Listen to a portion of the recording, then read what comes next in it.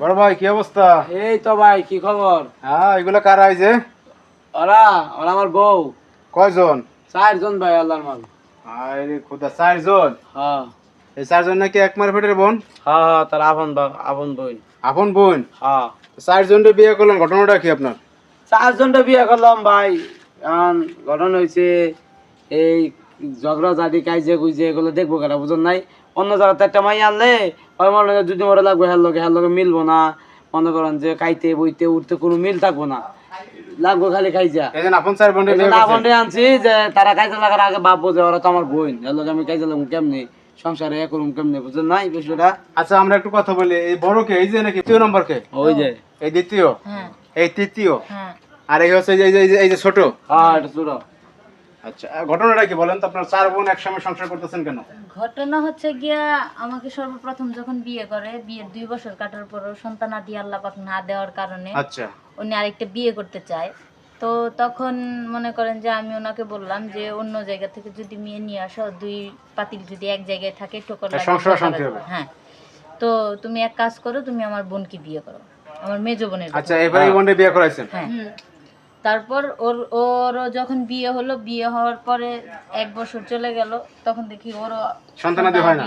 হয় না। তখন আবারও বিয়ে করতে হয়েছে? আবারও বিয়ে করতে চাইছে, আমার 3 নাম্বার বোনের নিয়ে আসছে। আচ্ছা, এই বোনের বিয়ে করাইছেন? হ্যাঁ।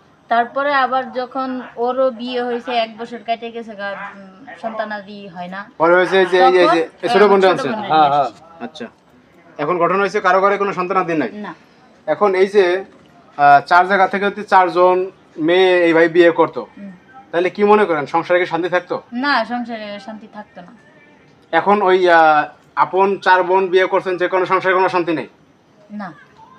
একসাথে মিলেমিশে থাকতে আছেন? হ্যাঁ, একসাথে মিলেমিশে থাকতেছে। কিন্তু এটা বাহির থেকে মেয়ে আনলে, 4 জায়গা থেকে 4টা মেয়ে আনলে এই শান্তি থাকতো না? না, ঝগড়া বাজতো, সংসার আলাদা হইতো, ভাগ বন্টন হয়ে যেত। হ্যাঁ।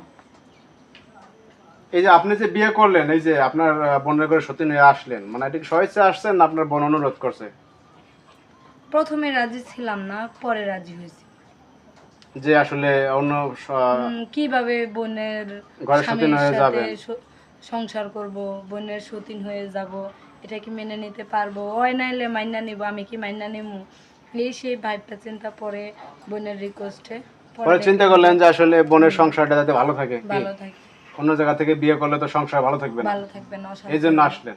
হ্যাঁ আপনিও আসছেন স্বেচ্ছায় না? হ্যাঁ, নিজের ইচ্ছা থেকে। অন্য জায়গা থেকে আনলে তো কেউ সহ্য করবে না, হ্যাঁ। ভাগ বন্টন হয়ে যাবে জায়গা, দেখা যায় মা বাপ দেখতে পারবেন, একজন একজনে দেখতে পারবেন, অশান্তি হবে সংসারে। বড় ভাই, হ্যাঁ ভাই। তাহলে এখন মূল হিস্টোরিক এইটাই যে আসলে হ্যাঁ ভাই, সংসারে শান্তি বজায় রাখার জন্য 4 বোনকে বিয়ে করছেন। ইয়ান মনে করেন যে আমার কথা হয়েছে সংসার যেভাবে ভালো থাকে ওইভাবেই চাই। আর আমার বড় বই তো এটা কি বলো না বলো যায় আসে না? না না, দৌড়ো মাইসের কথা হই না, লাভ আছে মেয়া। নিজে কেমনে চলো, নিজেরটা নিজে ভালো যায়। এখন ভালো আছেন 4 বউ লইয়া? এই ভালো আছেন এই যে আপু? কথা কও। হ্যাঁ, ভালো আছে অনেক, কোনো সমস্যা নাই? কোনো সমস্যা নেই। পাক শাক কি এক জায়গায় হইতেছে? এই তো হ্যাঁ, এক জায়গায়। থাকেন কিভাবে? কি আলাদা আলাদা রুম করা আছে? হ্যাঁ, আলাদা আলাদা রুম করা আছে। তো দর্শক, আপনারা তো দেখলেন যে এই ভাই হচ্ছে একটি সন্তানের আশায় আপন 4 বোনকে বিয়ে করছে, এখন বিয়ে করে সম্প্রতি তারা ভালো আছে। তো এরকম ঘটনা আপনারা আগে পরে দেখছেন কিনা অবশ্যই আপনারা জানাবেন।